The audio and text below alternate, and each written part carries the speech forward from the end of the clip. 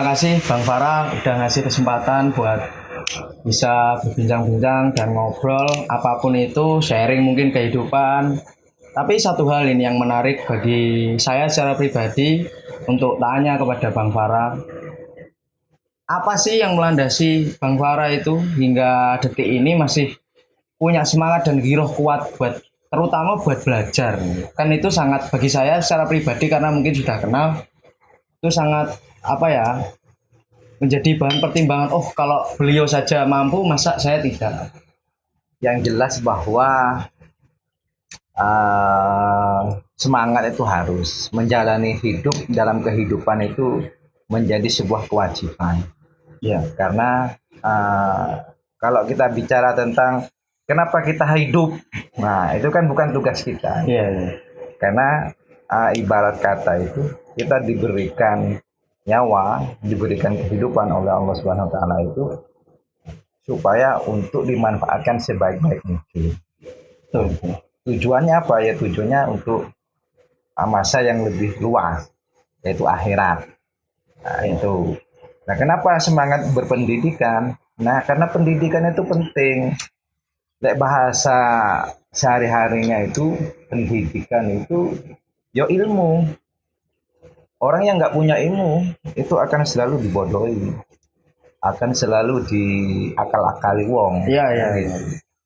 Nah, gini, kalau konteks dunia pendidikan mungkin kalau jenengan sama saya mungkin punya perspektif yang berbeda. Seperti mungkin jenjang, ada mungkin hari ini strata 1 atau S1, S2 dan kebetulan kan sekarang berada di posisi ke jenjang S3 itu. Sudah punya anak, kemudian juga mungkin secara finansial ya alhamdulillah sudah mampu lah. Kemudian opo sih Bang yang akhirnya menjadi wah aku kudu terus. Kan banyak nih dosen-dosen atau mungkin di orang yang lain atau di organ yang lain itu dalam tanda kutip banyak ingin sekedar oh ya wes aku golek gelar. Tapi apa itu yang menjadi kok tetap suasana diskusinya tetap jalan, kemudian silaturahimnya tetap jalan. Apa itu? Gimana itu sulit bagi saya itu sulit. Intinya kalau saya pribadi itu ya, memaknai sebuah kehidupan itu adalah proses, adalah nilai kemanfaatan. Nilai kemanfaatan. Khairun nas anfa'uhum linnas. Oke. Artinya banyak-banyak mungkin ya, sebanyak-banyak mungkin saya itu harus memberikan kemanfaatan. Ya. Buat sekeliling saya, buat keluarga saya, buat masyarakat saya, dan yang lebih luas lagi buat Indonesia, mungkin buat dunia dan agama Islam khususnya. Jadi tujuan itu tuh. Kenapa? Nah kalau kita bicara tentang sistem pendidikan, itu kan mulai dari SD, TK, betul. SD, SMP, SMA. Terus kalau di pondok pesantren ya pondok pesantren. Terus S1, S2, S3 sampai SS yang lain. Itu sebenarnya bicara tentang sistem. Sistem. Nah, hakikat dari sebuah pendidikan yo ilmu itu. Ilmunya ya. Nah, kita dituntut untuk belajar, untuk mencari ilmu. Itu sudah menjadi kewajiban.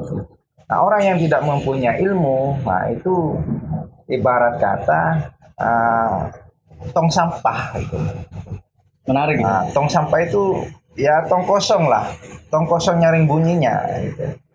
Ya begitu. Besar tapi nggak ada isinya. Nggak ada isinya itu. Ya. Nah, bagi siapapun menurut saya itu belajar itu harus tidak boleh berpuas diri. Oh ya, sepakat kalau meskipun katakanlah kamu tidak mengenyam di dunia pendidikan formal, ya kan bisa. Iya. Gitu. Di lingkungan kita itu banyak ilmu sebenarnya. Cuman kadang kita terdoktrin, terdoktrin oleh pendidikan yang formal. Seolah-olah kalau kita tidak menempuh jenjang S1, S2, S3, kita merasa bodoh. Kayak nggak berpendidikan gitu ya. Kayak nggak berpendidikan. Padahal sejatinya pendidikan itu ilmu. Gitu. Dan ilmu bisa didapatkan di mana saja. Jadi ini kan penting. Kemudian kebetulan notabene Bang Farah ini backgroundnya kan dosen. Jadi akhirnya ketika ada penyampaian seperti ini kan juga bisa menjadi lahan motivasi buat teman-teman sekalian atau anak-anak muda ini buat ya udah hakikatnya itu mencari ilmu kan begitu. Ya, intinya tidak berpuas diri. Tidak berpuas diri. Apalagi dalam hal keilmuan. Ya. Bisa saja misal saya mengerti A, belum tentu saya bisa mengerti B. Oke, ya, dan dan begitu seterusnya gitu. Makanya saya memotivasi diri saya sendiri agar selalu tidak berpuas diri gitu. Mungkin ada tokoh yang dulu Bang Farah pernah bilang ke anak-anak, mungkin seperti saya dulu pernah merasakan, kamu harus punya tokoh idola. Ini sekalian juga merefleksi, kamu harus punya tokoh idola minimal sebagai bahan sandaran. Setidaknya kamu secara pemikiran bisa mengalahkan dia, atau setidaknya kamu bisa belajar dari pola kehidupannya. Akhirnya kamu punya bahan pelecut buat berkembang dan berproses tuh. Nah, ya.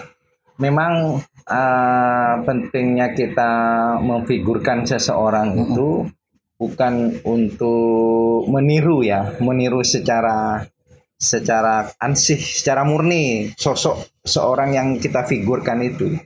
Cuman kita ambil dari motivasinya gitu. Ambil dari motivasinya apa? Jadi begini, misal nih, saya mengidolakan seorang tokoh revolusioner. Siap. Che Guevara. Wah, kan gitu. Sesuai namanya. Iya, Che Guevara. Cuman saya kan tidak harus mengikuti secara real teknisnya, sikapnya, kemudian perjuangannya tidak. Tapi saya ambil nilai perjuangannya saja gitu. Nilai manfaatnya saja. Nilai manfaatnya. Salah satu contoh, dia pernah mengatakan, jadilah manusia baru. Manusia baru itu artinya agent of change.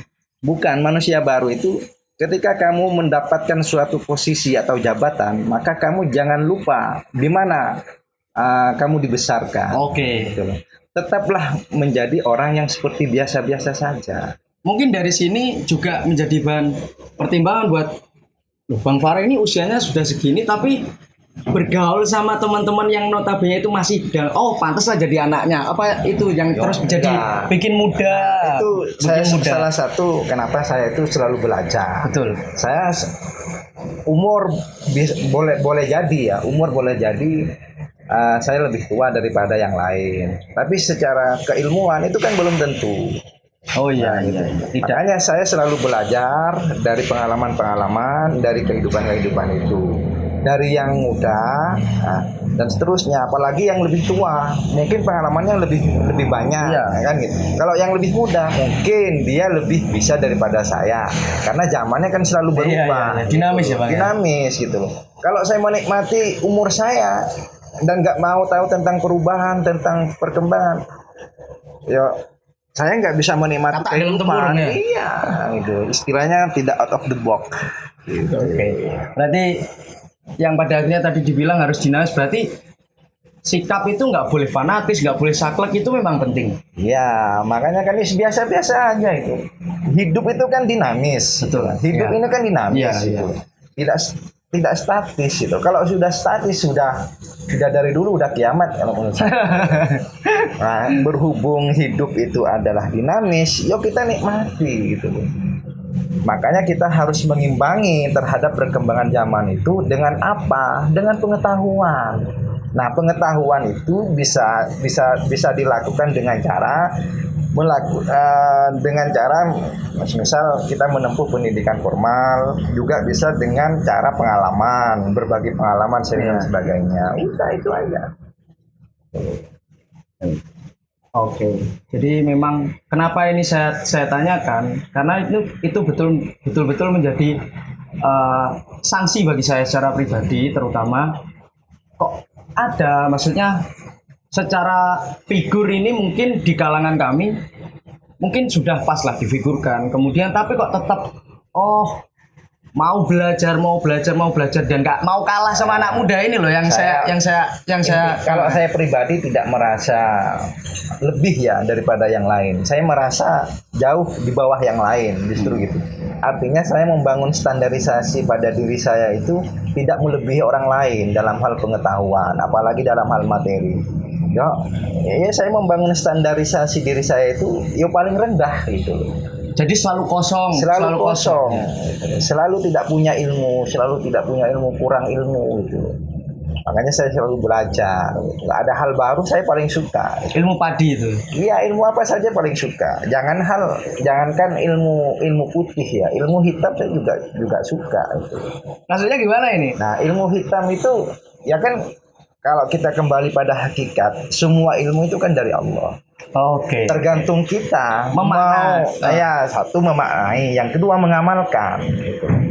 Misalnya kamu pinter dalam ilmu matematik, Ya. nah saking pinternya kamu bisa dong Membodohi. menggunakan Oh, siap. menggunakan ilmu itu untuk kejahatan. Ibaratnya gini, ini kopi, gelas. Hitam. Nah, tujuannya, fungsinya baik. Tapi kalau dimanfaatkan atau saya gunakan untuk membunuh orang kan bisa. Bisa. Dan nah, yang saya gunakan untuk membunuh orang ini kan akan menjadi jahat. Gitu loh. Iya. Menjadi jahat. Jadi ya tergantung pada diri kita gitu. Sebenarnya berarti yang paling seksi dalam kehidupan ini adalah ilmu pengetahuan berarti. Iya, jadi kan pondasinya dari kehidupan itu adalah ilmu pengetahuan itu. Artinya kalau kita mengacu pada salah satu tokoh filosof itu Plato. Oke. Kalau kita ngomong tokoh filsafat ya. Iya. Kalau dalam Islam itu kan ya Nabi Muhammad itu sendiri. Apa itu khairunas ambaulinas. Tuh. Kemudian kalau Plato itu kan ada akal. Dengan akal kita bisa membedakan mana yang baik, mana yang buruk. Nah, untuk mengetahui hal itu kan butuh sebuah perangkat. Karena akal itu kan tergantung apa yang kita isi gitu loh. Kalau kita isinya itu ya taunya itu saja gitu. Untuk membedah sebuah permasalahan itu tidak sekomplit. Semisal kita menguasai beberapa pengetahuan, beberapa ilmu. Gitu. Berarti sangat sebenarnya ada istilah anak itu bodoh itu berarti bagi saya kalau lihat dari itu nggak ada. Karena mungkin gini Bang, dia mungkin taunya masih di situ, berarti levelnya masih di situ, betul ya? Iya, jadi nggak ada istilah manusia itu bodoh, dilahirkan dalam keadaan bodoh. Manusia dilahirkan itu dalam keadaan jenius. Baru tadi. Bukan, jenius itu lain strata. Oke. Jadi manusia dilahirkan dalam keadaan jenius. Sudah dibekali dengan insting ya. Intuisi ya gitu. Intuisi yang luar biasa oleh Sang Maha Pencipta itu gitu. Salah satu contoh begini, pernah nggak kamu berpikir misal kamu waktu masih kecil, masih bayi, ninin itu siapa yang ngajari? Oh iya. Nggak ada, itu adalah insting, intuisi itu. Iya. Intuisi. Nah, kemudian kenapa manusia itu menganggap bodoh? Karena itu tadi ada standar, ada sistem. Nah, ketika kita masuk sistem itu, maka adalah yang namanya strata sosial. Dalam pendidikan itu ada yang pintar, ada yang bodoh, apalagi dalam sistem pendidikan formal itu kan ada jenjang, ada kelas, ada ranking. Oke. Nah, itu yang menyebabkan ada stigma seperti itu, doktrin itu, gitu loh. Berarti sebenarnya permainan sistem tadi yang akhirnya menyebabkan mindset di masyarakat itu bahwa anak itu harus segini benar gitu. Termasuk kita bicara tentang kesuksesan. Iya. Kalau kita berbicara tentang kesuksesan dalam perspektif materialistik, maka orang sukses itu harus diukur dengan kemampuan dia atau dia mempunyai apa gitu. Iya. Punya uang 1 triliun, maka dia dikatakan orang yang sukses. Materialistik. Iya. Tapi kalau dalam Islam ya, bahwa orang yang sukses itu bukan orang yang mempunyai harta yang berlimpah, tapi adalah orang yang selalu memberikan kemanfaatan. Hidup kamu itu harus dimanfaatkan kepada kebaikan. Nah, itu adalah orang yang sukses menurut Islam. Begitu. Oke. Jadi memang dunia pendidikan ini luas, berarti apalagi pengetahuan ini kan luas, berarti tidak harus saklek duduk kita diam terus itu hanya sekedar sistem ya buat untuk bahasanya untuk memacu diri kita untuk menjadi yang lebih baik. Iya, benar gitu. Nah, fungsinya kita bersosial itu kan kita bisa merefleksikan gitu. Karena hampir ada keserupaan, ada kesamaan antara satu dengan yang lain itu gitu. Kesamaan. Fungsi sosial itu letaknya di sana. Sebagai refleksi saja gitu. Misal saya pengen mobil, tentunya awakmu pengen kan? Iya. Kacamata materialis gitu semua itu. Tapi pertanyaan, apakah yang materialistik itu salah. Tidak. Ya itu lagi, kembali lagi terhadap yang saya katakan di awal tadi, bahwa semuanya tergantung pada diri kita. Iya. Gitu. Semua tergantung pada diri kita. Nah, diri kita itu apa? Itu yang menjadi indikator, yang menjadi filter, ya itu akal. Itu loh. Akal nanti kemudian dikuatkan dengan hati. Gitu. Itu tadi kan latar belakang, kemudian alasan, dan kemudian mungkin penjelasan di ranah-ranah yang mungkin di sana akhirnya menjadi landasan buat terus berpendidikan dan belajar. Ini terakhir mungkin Bang ya. Apa namanya? Begini. Itu kan pada akhirnya berkaitan dengan keyakinan. Ya akhirnya apa sih yang mungkin motivasi? Gimana supaya kita betul-betul yakin bahwa memang pendidikan atau belajar itu memang betul-betul wajib, terlepas dari idiom yang populer bahwa thalabul ilmi minal mahdi ilal lahdi. Terlepas dari itu yang akhirnya juga mungkin di pertimbangan lain untuk memacu terus dan kita yakin bahwa belajar ini penting, itu apa?